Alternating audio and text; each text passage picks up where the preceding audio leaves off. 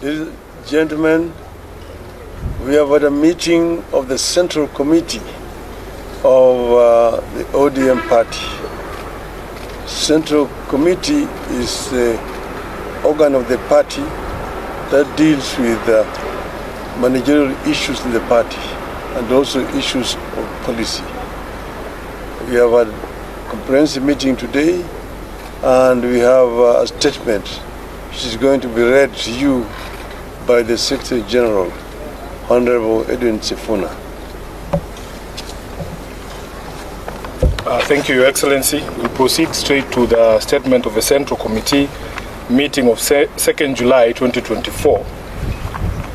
And it is titled, "This is Kenya's Last Best Chance." The Central Committee of the party has this morning held a meeting to deliberate on the ongoing crisis in Kenya. This meeting is happening at a most difficult time for our country, given all that has happened in the last few weeks. We are acutely aware that many families are still in mourning, having lost their loved ones, with civil society groups estimating that over 30 young Kenyans fell to the regime bullets in the course of the street protests. Many of these families are yet to bury these victims.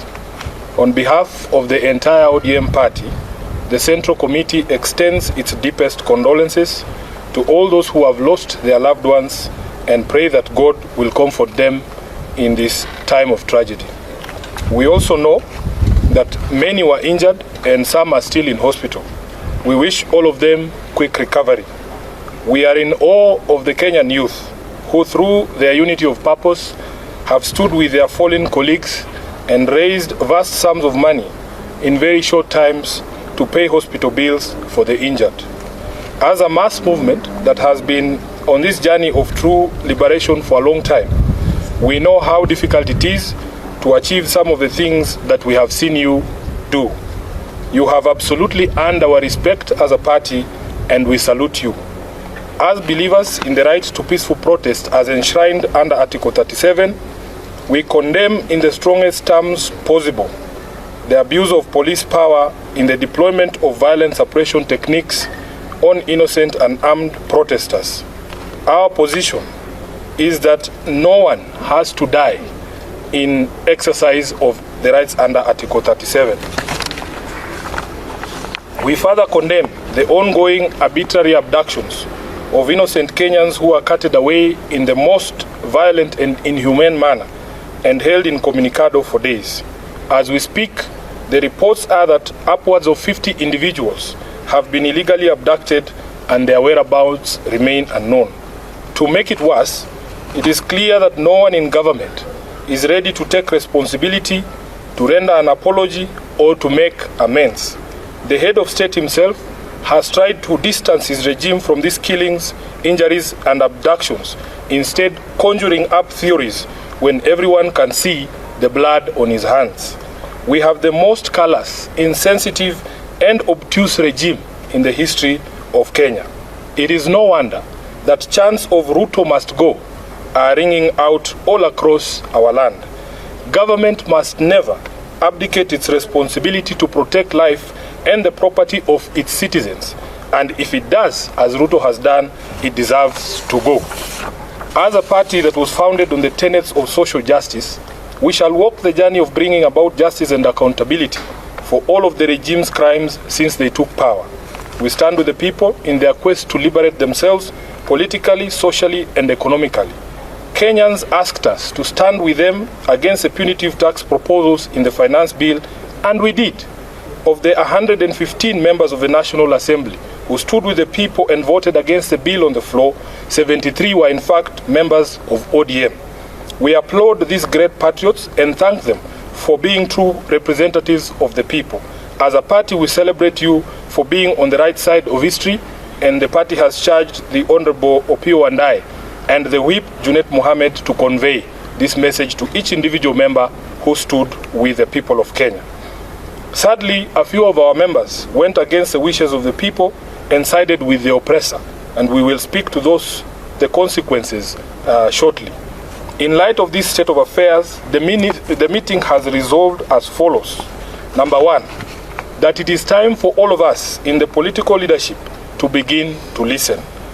Listen to what the people are saying and not to our own voices. The young people have spoken in plain language that should be clear to everyone. Let's not be vague. Let's just do what the young people are telling the government to do. Number 2, we consider this to be Kenya's last best chance. The youth have given our country our last best chance. We either seize it and swim with it by implementing all their demands, or we ignore it and sink the country altogether.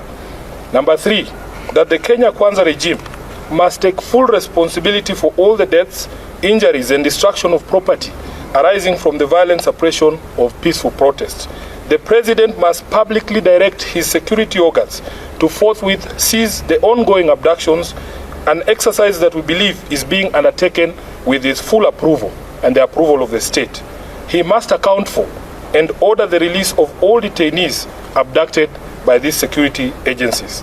Number 4, that the Independent Police Oversight Authority must expedite investigations into all these incidents, including allegations of mass murder by police in Githurai and in Rongai. We were shocked to watch the president claim on live television that only one life was lost. It tells you how out of touch with reality he is. Number 5, that in our view, what happened on the 25th of June 2024 amounted to a vote of no confidence in the Ruto regime. It is clear that this fact is totally lost on Ruto. It is reflected in his petulant proposals on how we manage our economy following the rejection of his tax bill.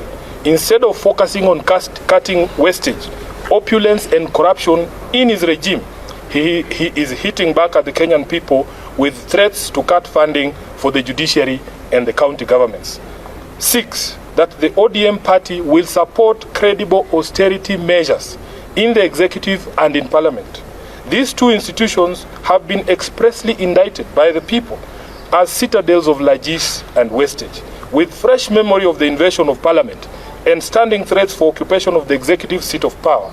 These two institutions must have an honest introspection on their contribution to our current predicament and take measures to lessen the taxpayers' burden. As a party funded by taxpayers ourselves, we will also be taking steps to scale down on our presence across the country and some of our activities to reflect this new economic reality. Lastly, that ODM shall initiate and lead recall processes in the following constituencies in light of the current office holders' repeated violation of their sacred oath and the wishes of their electorate. Number 1, Game constituency. Number 2, Bondo constituency. Number 3, Navaholo constituency. Number 4, Kajiado Central. Number 5, Ikolomani. And lastly, Suba South in Homa Bay. The youth have spoken in clear and certain terms. Let us not pretend like we don't hear what they are saying. You have heard it, we have heard it, Ruto has heard it. No, because nobody believes what the president is saying. His actions and words are totally different. And what we have called for in our statement, first of all, is he must publicly speak to his police, publicly, and tell them that he knows what they are doing and Kenyans have asked that he stop. So if he doesn't stop that, really, there is really nothing to discuss. Many of the people he's looking for to have a discussion with are actually in custody. In our statement, we have said repeat offenders. Those who voted against the wishes of the people in 2023 and again did it in 2024 because there are a few who met their Damascus moments this year. There are some who voted no. Yes, this is the criteria we have applied, Luke, and we want to be able to focus on these 6 as a lesson to all the others.